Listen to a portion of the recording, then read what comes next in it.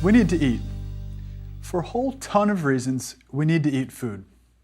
Carbohydrates, fats, and proteins all end up supplying us with ATP we need to drive metabolic reactions, physical movement, and everything in between. In this lecture, we will cover the topic of energy balance and weight control.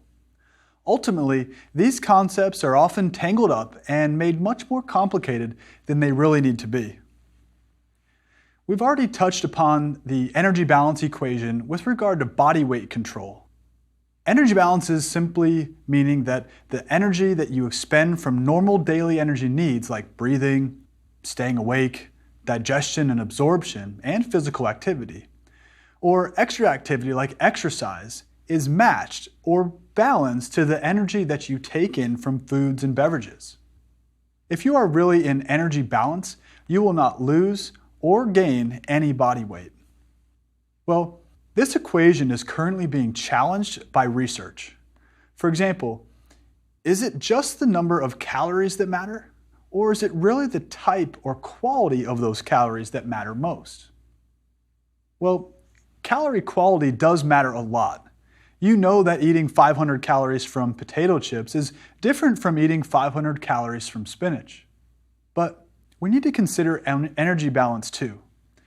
Constantly undereating will lead to weight loss, and constantly overeating will lead to weight gain.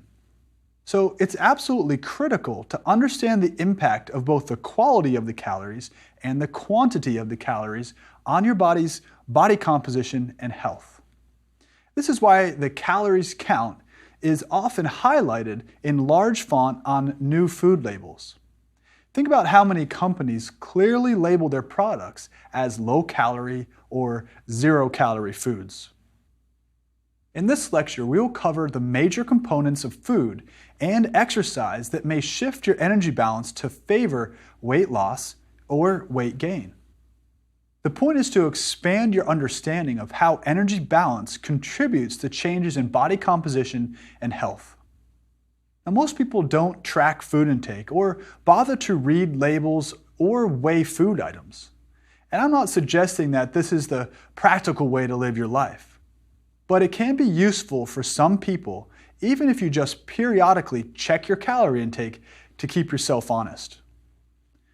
Knowing the relationship between your food intake and your energy expenditure can be extremely helpful for figuring out how you will lose weight, maintain weight, or gain weight.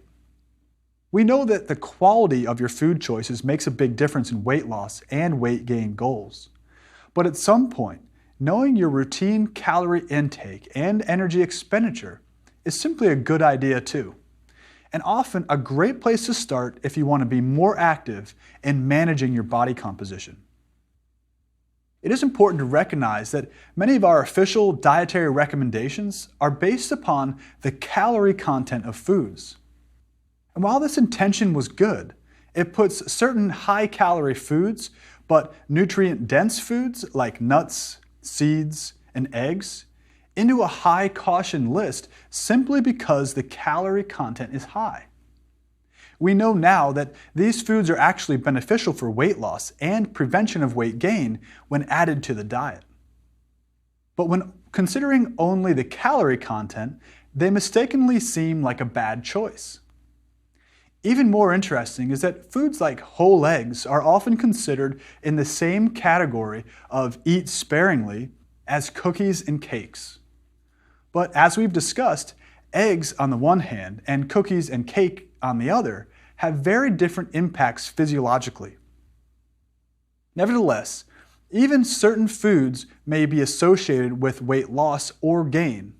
Calories ultimately do matter, to some extent, in your weight management success. And the energy balance equation is a great place to start this lecture. There are three basic conditions to be aware of with energy balance equations. They are energy balance, where the food calories that you take in match the calories that you expend or burn. Positive energy balance, where you eat more calories than you expend, or more coming in than going out. And lastly, negative energy balance, where more energy is expended than you take in. Theoretically, If you are in energy balance, you will not lose or gain any weight. In a positive energy balance, you will gain weight, and in a negative energy balance, you will lose weight. Either way, be it positive or negative energy balance, there are numerous changes that occur to your body, cellularly, metabolically, and hormonally, to facilitate weight gain or loss. Take, for example, extreme weight loss, where morbidly obese people, defined as those with a body mass index or a weight to height ratio above 40, or having 100 excess pounds of fat, are placed on medically supervised diets as an alternative to gastric bypass surgery. This could be a woman who is 5 feet tall and weighs 205 pounds or more. When put on a very low calorie, medically monitored diet of 800 calories per day, which, believe it or not, is the common medical treatment at bariatric centers in the US, these people lost a massive amount of weight. On average, about 40 pounds or 18 kilograms or more is lost in about a 12-week treatment period. But here's the problem. That weight loss is not only coming from fat. In this example, the 40-pound or 18-kilogram weight loss is usually about 75% fat and about 25% muscle. And that 25% loss in muscle mass is not desirable. And for this reason, new research, including my own, seeks ways to modify these medically supervised, very low-calorie diets to get the most weight loss from fat while keeping as much muscle as possible. Now, keep in mind that an 800-calorie diet is not for the typical person and is not recommended. This is a drastically low dietary intake that only is recommended under medical supervision. For our purposes, keep in mind that there are likely several effective dietary strategies to improve weight loss without sacrificing muscle. For example, regular exercise and some specific dietary habits, like increasing your protein intake, are usually necessary.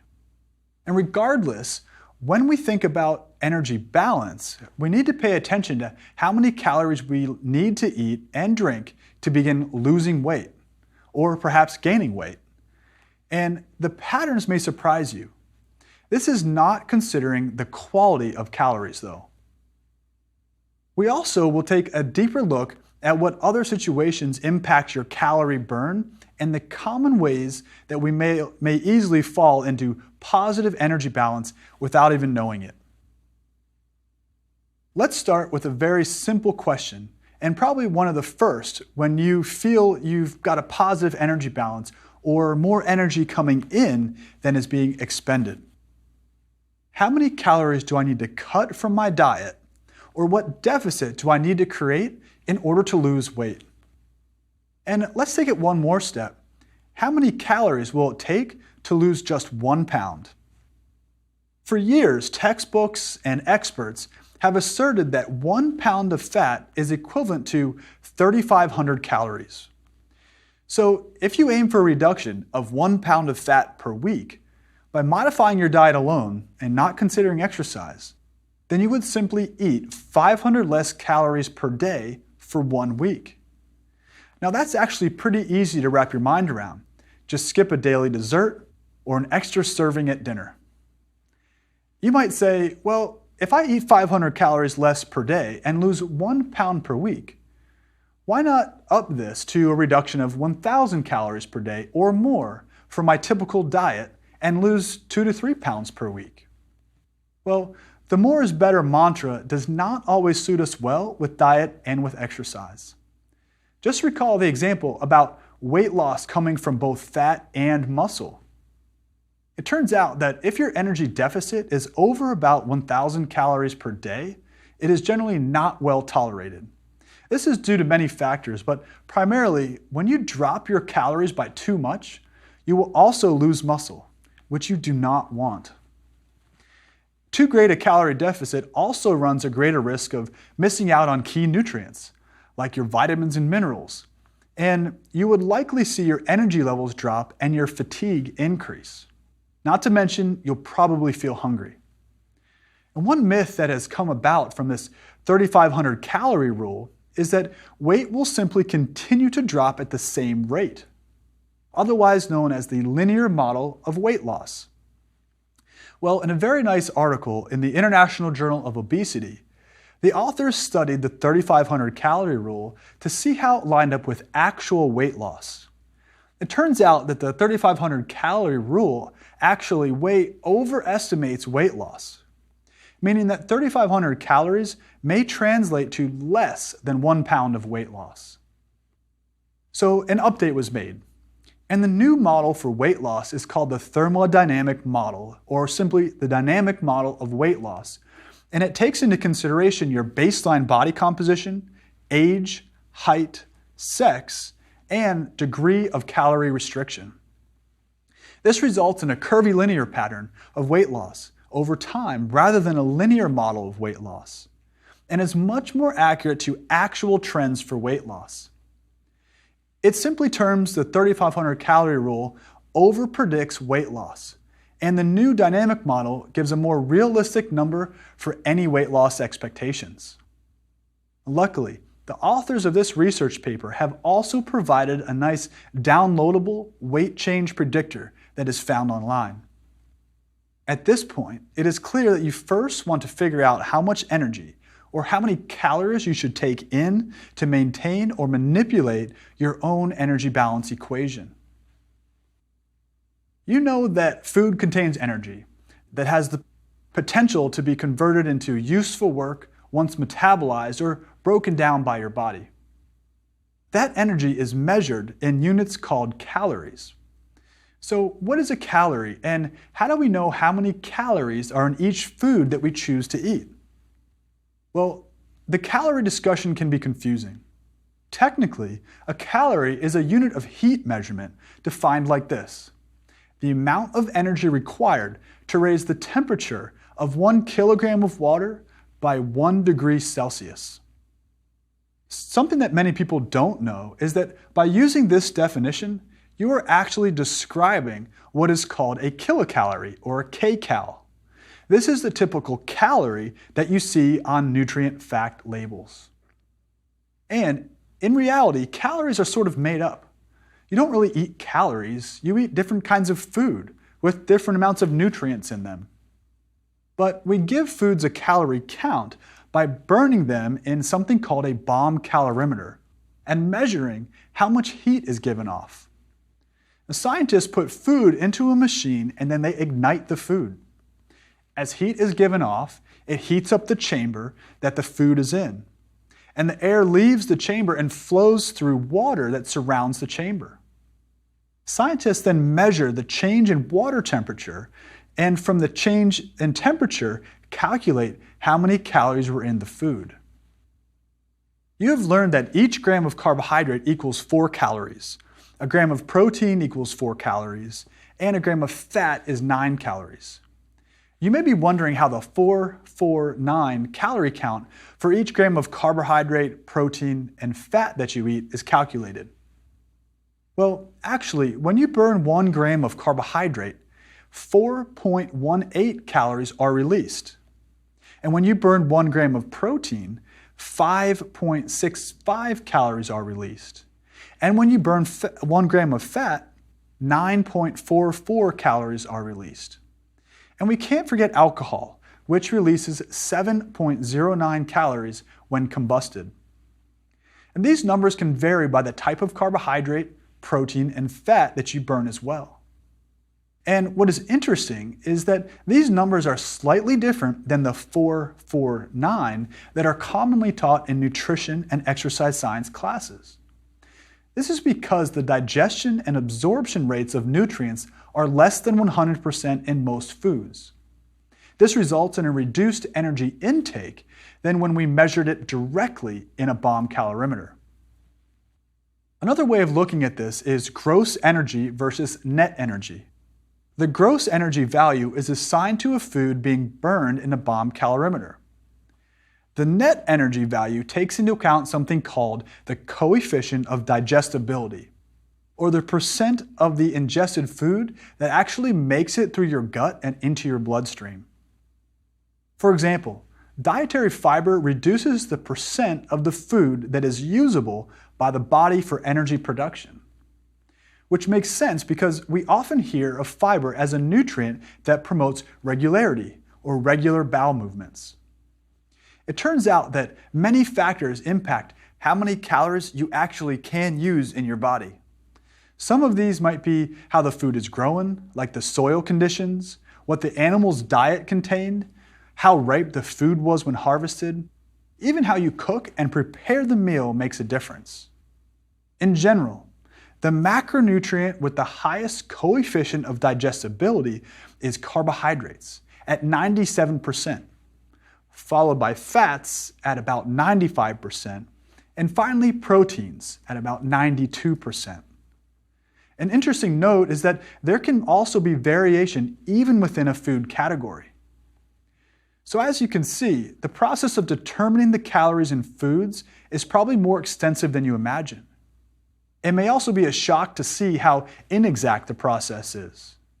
In fact, the calories listed on food labels are really just approximations, because you can be sure that the data from the bomb calorimeter has a degree of variability. I mean, getting an accurate combustion numbers on all the different foods and food combinations available is never going to happen. So we take the best estimate. So after accounting for the absorption of the nutrients, 1 gram of carbohydrate and protein provide 4 calories each, and 1 gram of fat provides 9 calories, and 1 gram of alcohol provides 7 calories. But you still have to keep in mind that research has estimated an error up to 25% may be seen in the typical nutrition databases that you might use to calculate your calorie intake. We just don't know how each individual will respond to the food and how much energy it will take to digest, absorb, transport, and ultimately excrete these foods. So, now you can probably see how calculating calories might give you a snapshot of the energy in part of the energy balance equation. But there is still some kinks in the system.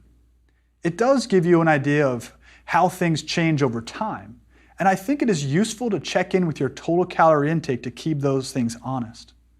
But again, consider the quality of the foods you eat and not simply the quantity.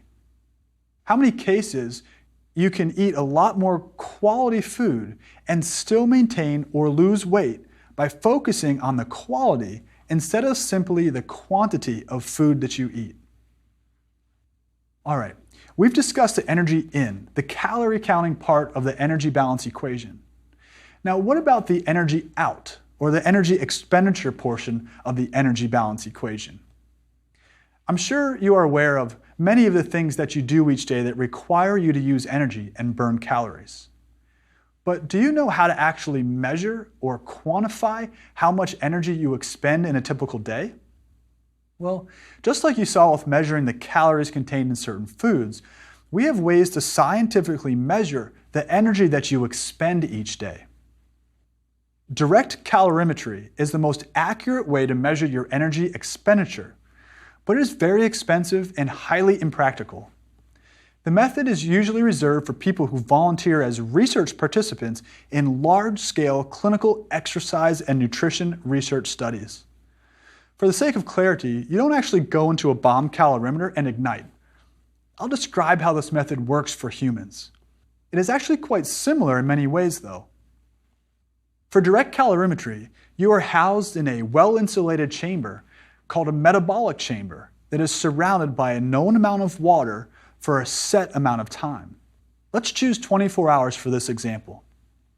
Once you enter the chamber, you would not leave it for the entire 24 hours.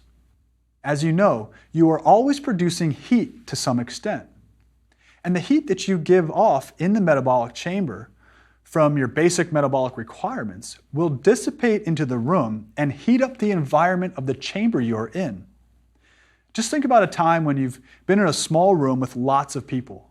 The room gets warm quickly, and if there's no airflow especially. Well, the change in the temperature of the insulated chamber will ultimately change the temperature of the known volume of water that surrounds that chamber. Then, The change in temperature of the water is used to calculate energy expenditure, or the calories that are burned. However, due to impracticality and expensiveness of direct calorimetry, indirect calorimetry is more often used in lab settings. Indirect calorimetry measures within plus or minus 1% of the direct method and does not require a special chamber. Indirect calorimetry measures your breath, specifically the oxygen that you use and the carbon dioxide that you exhale. So how does this work?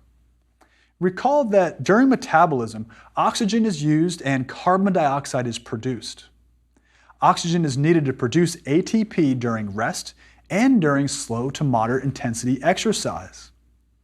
At the same time, as you break down stored fuels in your body for energy, you produce a product called carbon dioxide. And carbs, fats, and protein all have different amounts of oxygen that is needed to fully break them down for energy, meaning that different amounts of carbon dioxide and oxygen in your breath can indicate the type of fuel that you are burning. On average, about 5 calories are burned for every 1 liter of oxygen that you consume. So putting this all together, we actually know how many calories you are burning and from which macronutrient. This is done by calculating what is called the respiratory exchange ratio, which is calculated by dividing the amount of carbon dioxide produced or exhaled by the amount of oxygen that you consume or inhale. Values range between 0.7 and 1.0. Even though things like hyperventilation or excessive acid buffering in the cells can skew this ratio a bit, it does give an excellent estimation of fuel use. For example, if you are burning mostly carbohydrates, your RER would be 1.0, the top of the range. An RER of 1.0 is equivalent to about 5 calories per liter of oxygen that you consume. This would occur while exercising very hard. Now, if you're burning mostly fat, your RER would be lower at 0.7, which is equivalent to about 4.7 calories per liter of oxygen consumed. This would occur while resting and while lying around. But most people tend to eat a mix of fuels from carbohydrates, proteins, and fats. And as a result, people don't usually burn just carbohydrates or just fats. So the RER for this scenario will be right in the middle of 0.7 and 1.0, with a value of about 0.85, or 4.86 calories per liter of oxygen, indicating that you have a mixed use of fuels. Because protein is not used nearly as much as carbohydrates and fats for energy production, it is not pinpointed on the RER scale. We can also calculate exactly how much fat or carbohydrate you oxidize using standard scientific equations. All right, so what does this mean for you? Well, by understanding how much or what type of fuel you are burning for energy, you have a good idea of energy expenditure, which you need with your calorie intake in order to calculate your overall energy balance and primary nutrient needs for your lifestyle. Even better, you will also have a huge advantage from knowing how the foods you eat impact this balance and ultimately why and how eating and exercising contribute to your body composition. Knowing that the average woman weighs 156 pounds or 71 kilograms, let's use that as an example now to calculate her energy expenditure using indirect calorimetry. Well, at rest, about 3.5 milliliters of oxygen are consumed per minute. So to learn how much oxygen she uses every hour, we multiply 3.5 milliliters times 60 minutes.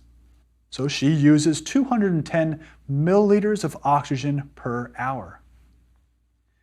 Then we multiply her oxygen use by her weight in kilograms, which is 71. So 210 milliliters times 71 kilograms equals about 15,000 milliliters, or 15 liters of oxygen per hour.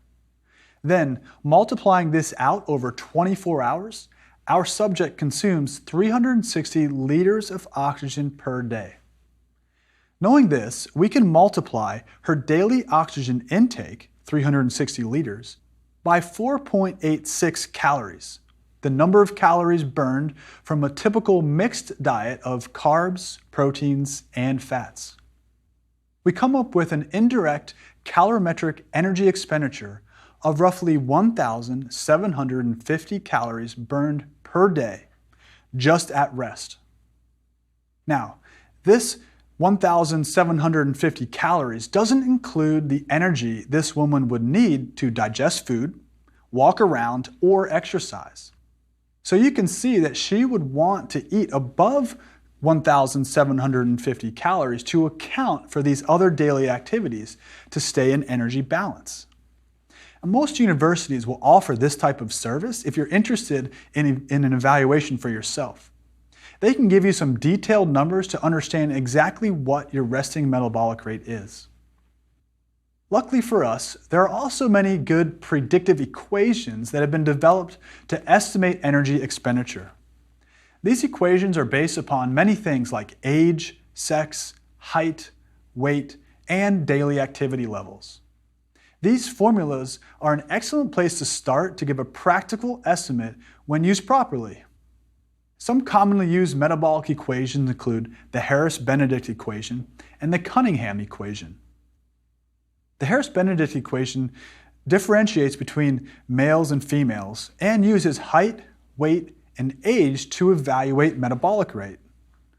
What I like about the Cunningham equation is that it also takes into account your lean body mass.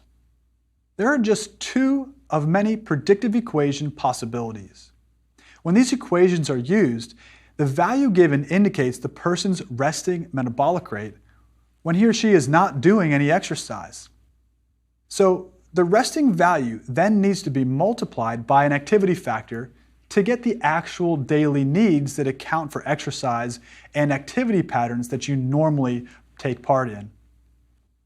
Activity factors range from about 1.2 to 2.0. For example, you would multiply by 1.3 for sedentary people or those just doing very light activity. But you would multiply by 1.7 for people who exercise daily at a moderate to high intensity. And you would multiply by 2.0 or more for very hard exercise training and people who work out more than once per day to estimate their calorie needs. So the coefficient is larger for those who do more exercise, which makes sense. It is important to remember that these equations are only estimations. Metabolism is constantly changing based upon needs of the individual. So it's important to reevaluate a person's nutrition plan based upon performance, body weight, and body composition over time.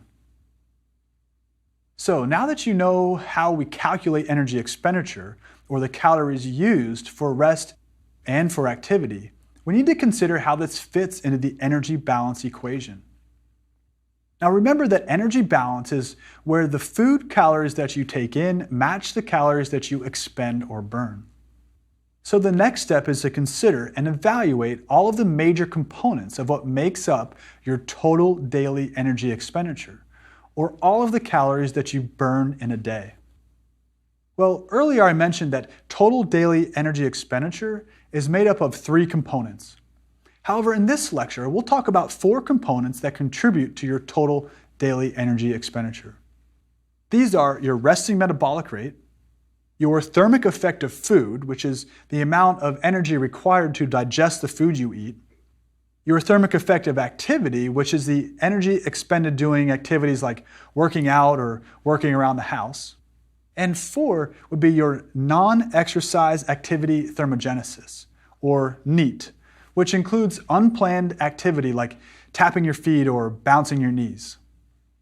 Of the components of our total daily energy expenditure, by far the largest one that I mentioned is your resting metabolic rate. See, resting metabolic rate is defined as the energy required to maintain the systems of your body at rest. About 60 to 80% of the oxygen you consume and the calories you burn goes to just keeping you alive at rest. For very active people, resting metabolic rate may make up less of your total energy expenditure as a percentage because physical activity likely makes up a much larger portion of total energy use in your day. Many factors influence resting metabolic rate, including age, sex, genetics, energy intake, whether you're fasted or fed, body size, lean body mass, body temperature, the climate that you're in, caffeine or nicotine consumption, and exercise. Clearly, there are some uncontrollable characteristics that play a part in determining it.